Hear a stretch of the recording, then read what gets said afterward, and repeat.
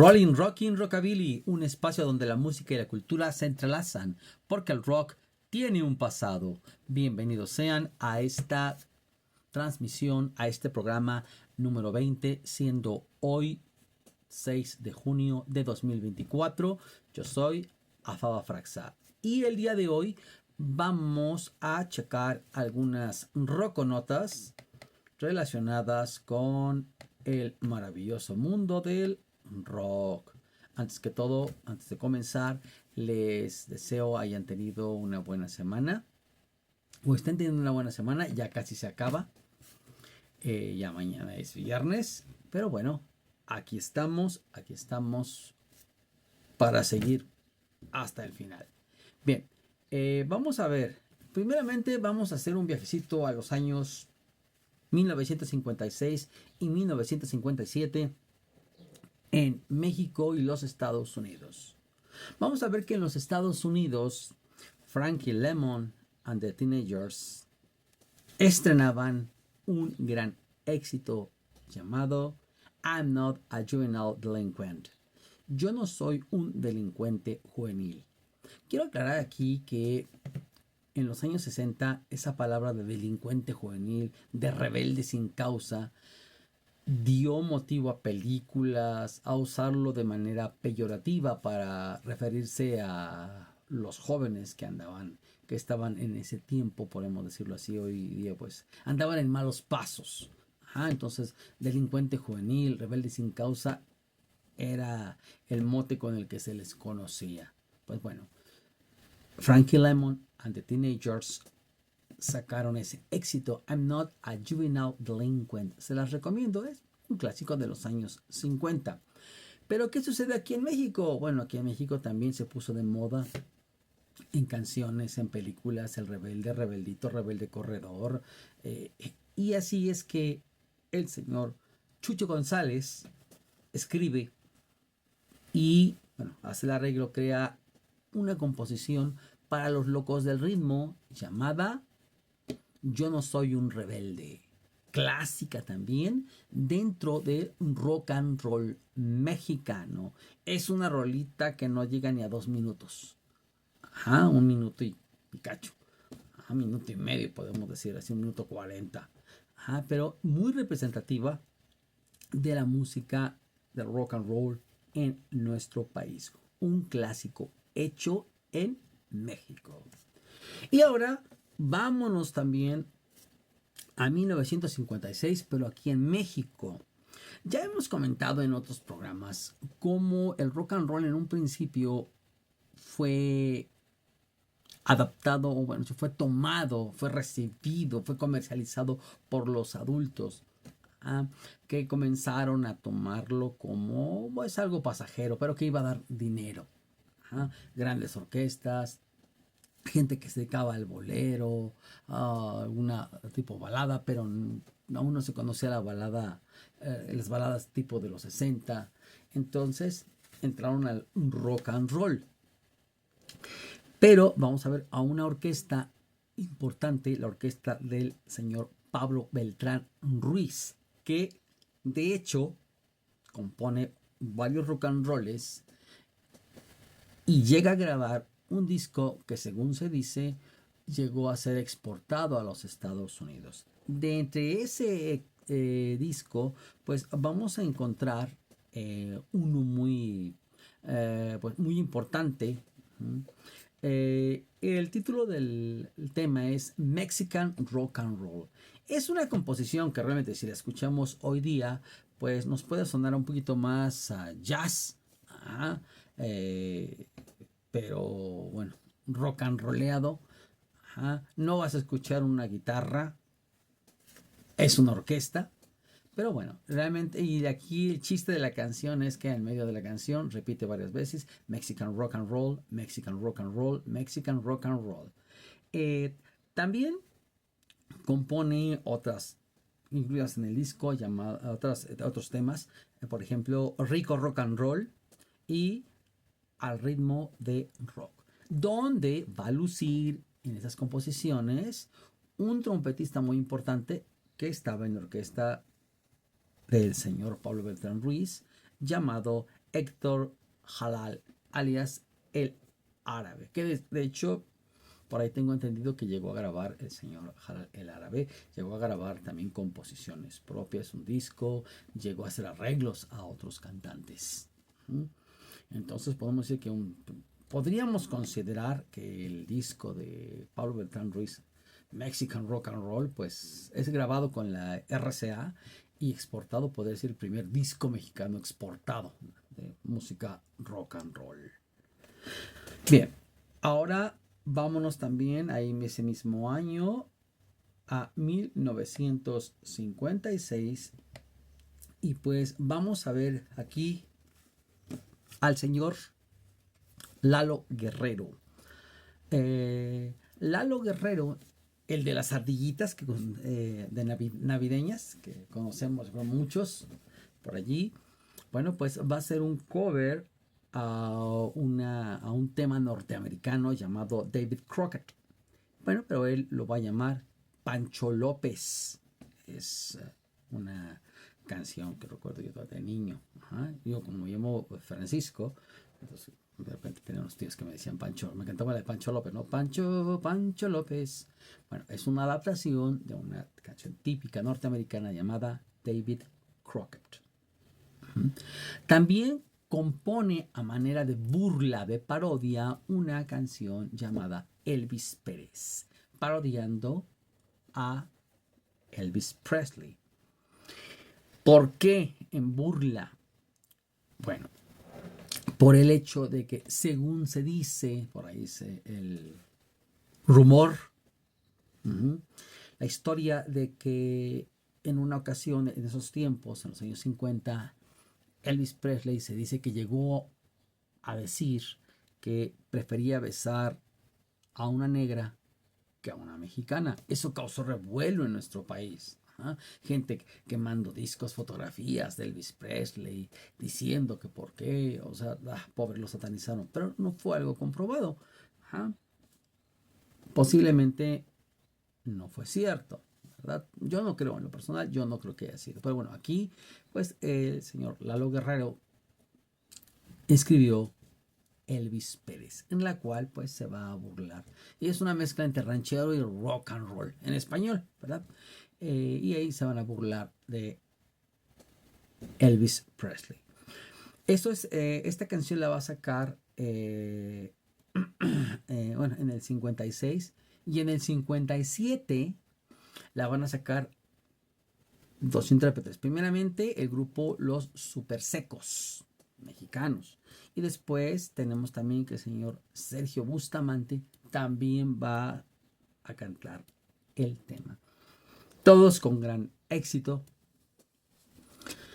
Ahora, vámonos al año 57. ¿Qué sucede?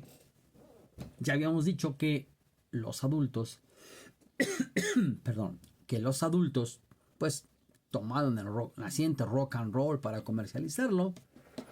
Y pues todos le entraron.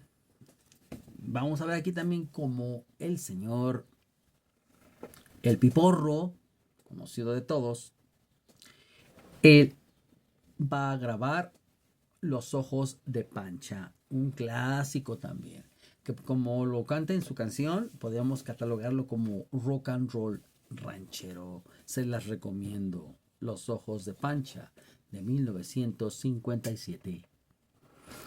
Bien, ahora un comentario también, pasando ya más acá, ya a los 60. Se dice por ahí que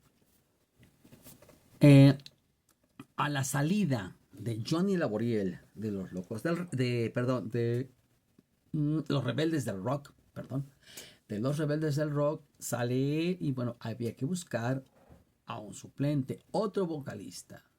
Y bueno, se habla que se pusieron los ojos sobre un cantante muy importante hoy día, clásico también de los años 60, el señor Javier Batis. Pues se dice que hizo casting para entrar a ser parte de los rebeldes del rock. Sin embargo, su estilo fuerte, él se había alimentado directamente de la frontera de las raíces del rock and roll. Él había escuchado blues, rock and roll cantado por negros, entonces su estilo de rock era fuerte, era ácido, pues eso se les hizo demasiado pesado, demasiado fuerte para los rebeldes del rock, así que bueno, no se quedó en el grupo. Hubiera sido interesante poder haberlo escuchado, ¿verdad? Como vocalista de los rebeldes del rock.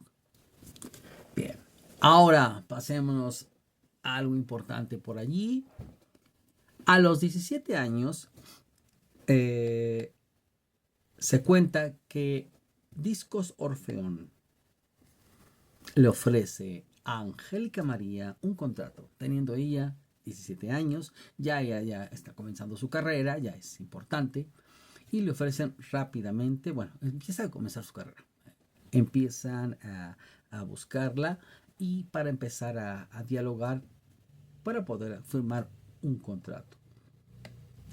Sin embargo, en que están en que sí, en que si no, en diálogos, véngase mañana, ahorita no tenemos tiempo y todo eso. ¿Qué sucede? Bueno, que entre si son peras o son manzanas, va a conocer al importante, maravilloso compositor don Armando Manzanero y él la va a llevar a Discos Musart.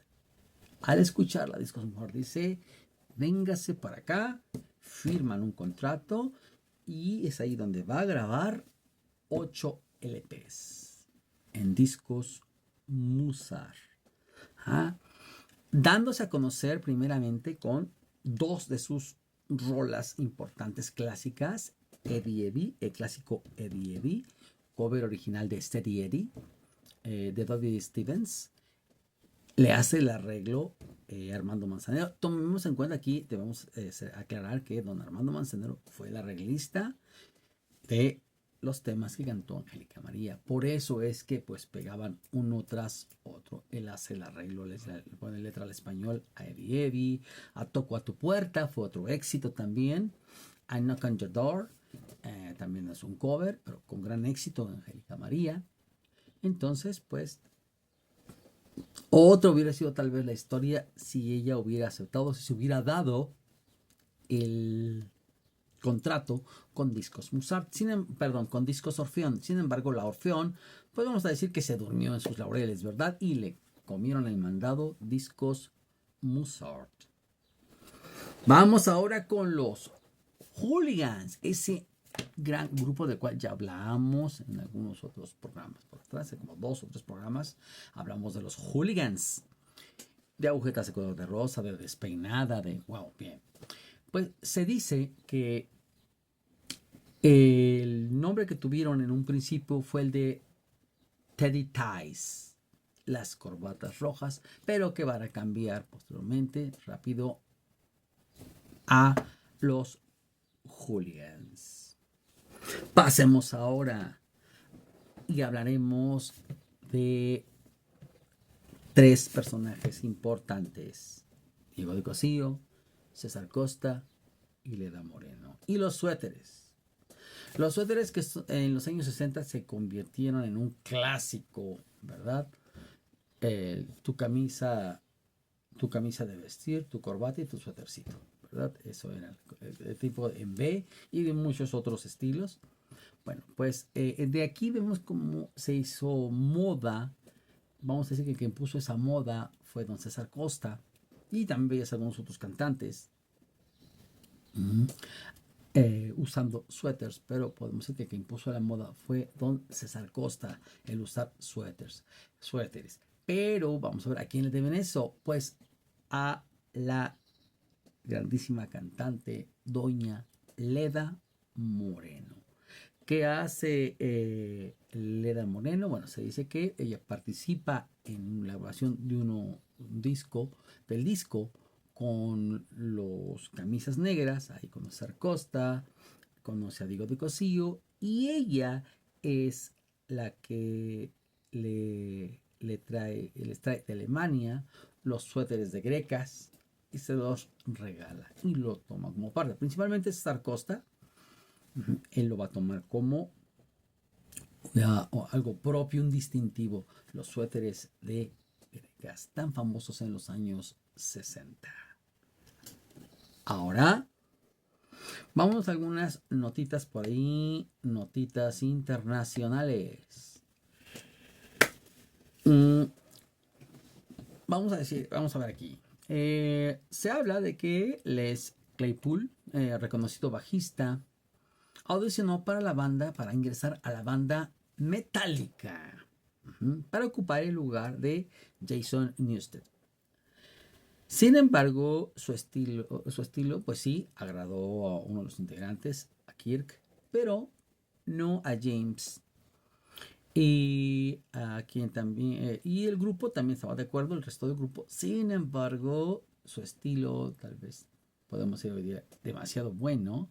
Decían, muy bien todo, pero por dentro así como que nos puede quitar protagonismo y pues se va a quedar con todo. Bueno, tal vez maquinaron muchas cosas en su mente, así que le dicen a Les Claypool, no, gracias. Pero él pudo haber sido parte de la banda Metallica.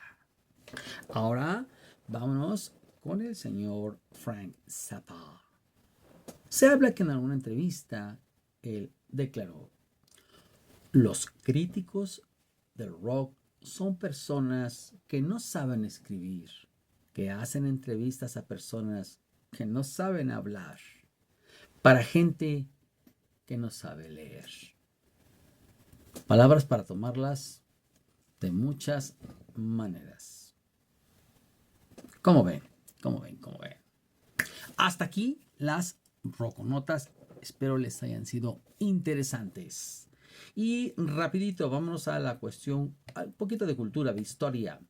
Vamos a hablar, 1451, el señor Johann Gutenberg inventó la imprenta de tipos móviles metálicos, que permitió la impresión en serie de libros. Antiguamente, ¿quiénes eran? Pues los monjes copistas o amanuenses en los monasterios se dedicaban a copiar los libros, por eso eran muy caros y había pocas copias porque casi siempre se hacían a pedido. Eso es también que las ideas, vamos a hablar ya del siglo XVI, comenzara a circular más rápido, las ideas, los pensamientos. Ahora vámonos a 1589 y vamos a hablar del señor Sir John Harington, quien era ahijado de la reina Isabel I. ¿Y a qué le debemos al señor John Harington? Pues el diseño del primer inodoro, el baño, los excusados, porque antiguamente recordemos que en los castillos eran letrinas, eran basinicas, por decirlo así, nada práctico, así que él crea uno para su madrina, la reina Isabel I, y lo instala en la casa de la reina, en el castillo real de Kensington. Estaba provisto, muy similar a los de ahora, su depósito de agua. Y pues con el tiempo pues se va a ir mejorando hasta lo que tendríamos hoy en día. Muchos estilos de inodoros. Saludemos al señor Sir John Harington, 1589. Benditos sean los inodoros, ¿verdad? Vamos ahora a 1590 y vamos a hablar del microscopio tan importante para la ciencia, para la biología, química y muchas áreas, principalmente la biología. Vamos a ver ahora a quién le debemos esto. Pues se habla primeramente que no vamos a decir que se le ocurrió a una sola persona. En mi opinión, ateniéndome a lo que ustedes crean, pero en mi opinión, pues fue una evolución. Alguien sentó las bases y lo hicieron evolucionar. Vamos a hablar aquí de los hermanos Hans y Zacharias Jensen, que eran fabricantes de lentes holandeses. Esto en 1590, que eran el primer, vamos a decirlo después, el primer ya microscopio, el primer prototipo, y con el tiempo lo van a ir perfeccionando Ujú. Tenemos, por ejemplo, ya que en 1610, ya años después, el señor Galileo Galilei lo va a perfeccionar, va a hacer su propia versión. Y posteriormente llega el señor Antonio van Leeuwenhoek, quien va a hacer su versión del microscopio con lentes más potentes y va a descubrir que en el ambiente hay muchos pequeños organismos que no están visibles a la vista. Sin embargo, aquí si buscamos en un libro, en internet, a quién se le considera el inventor del, eh, del microscopio, pues van a encontrar que algunos proponen al señor Antonio van Leeuwenhoek o a los hermanos Hans y Zacharias Jensen, pero principalmente al señor Leeuwenhoek. Por eso es que yo me inclino a decir, bueno, podemos decir que los creadores directos, pues los hermanos Leeuwenhoek, pero los hermanos, perdón, Hansen, Zacharias y Hans, pero con el tiempo va a ir evolucionando y el que lo va a perfeccionar y hacer grandes descubrimientos es el señor Antonio van Leeuwenhoek. ¿Qué les parecieron estos datos? Espero que muy interesantes. Pues bien, me despido. Espero les haya sido interesante este programa. No me queda más que desearles que tengan para el día de mañana ya un excelente fin de semana llena de, llena de cosas buenas y que la semana que viene sea también eh, lleno de aprendizajes, lleno de logros. Uh-huh.